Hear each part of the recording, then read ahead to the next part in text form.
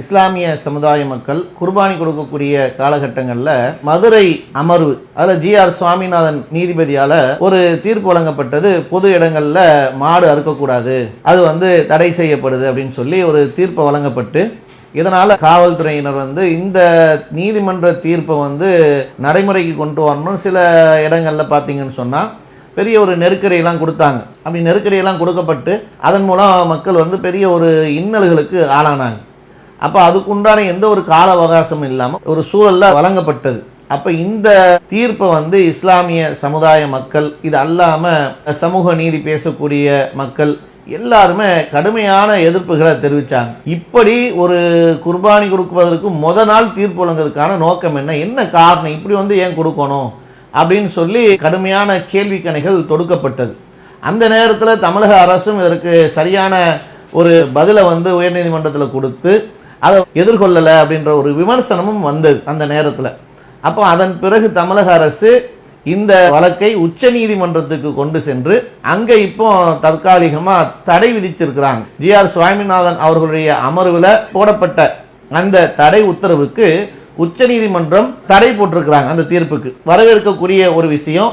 இதில் தமிழக அரசு உச்ச நீதிமன்றத்துக்கு சென்று இஸ்லாமிய சமுதாய மக்களுடைய உணர்வை புரிந்து இதில் தடை உத்தரவு பெற்றிருக்கிறாங்க. ஆனால் இது மட்டும் போதுமானதாக இல்லை. இந்த செயல்பாடை நம்ம பாராட்டுறோம், வரவேற்கிறோம்.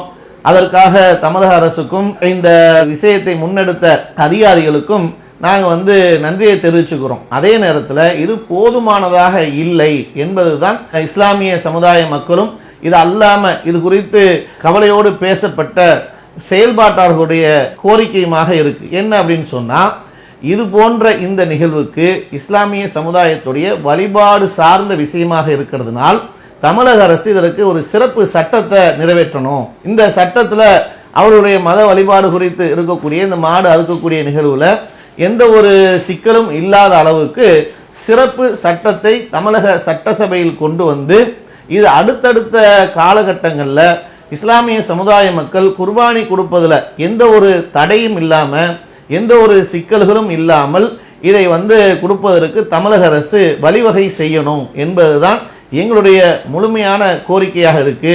இப்போ தற்காலிகமாக ஜி.ஆர். சுவாமிநாதன் அவருடைய அமர்வில் தடை விதிக்கப்பட்டதற்கு உச்ச நீதிமன்றத்தில் தடை வாங்கினது போதுமானதாக இல்லாட்டாலும் இதற்கு நிரந்தர தீர்வாக, இது நிரந்தர தீர்வு காணணும், இஸ்லாமிய சமுதாயத்தின் பக்கம் நாங்கள் நிற்போம், இஸ்லாமிய சமுதாயத்துக்காக நாங்கள் போராடுவோம் என்று நீங்கள் சொல்வதாக இருந்தால் இதில் உண்மையாக நம்ம என்ன பார்க்கணும்னு சொன்னால் நிரந்தர தீர்வு தான் தேவை.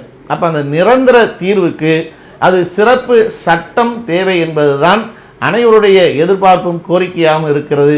ஆகையால் தமிழக அரசு இதற்கென்று தமிழக சட்டசபையில் ஒரு சிறப்பு சட்டத்தை போட்டு இஸ்லாமியருடைய மத வழிபாட்டுக்கு குர்பானி கொடுப்பதற்கு எந்த ஒரு தடையும் இல்லாத ஒரு நிலையை உருவாக்க வேண்டும் என்று கோரிக்கை வைக்கின்றோம். அஸ்ஸலாமு அலைக்கும் வரஹ்மத்துல்லாஹி வபரகாத்துஹு. அல்லாஹு அக்பர், அல்லாஹு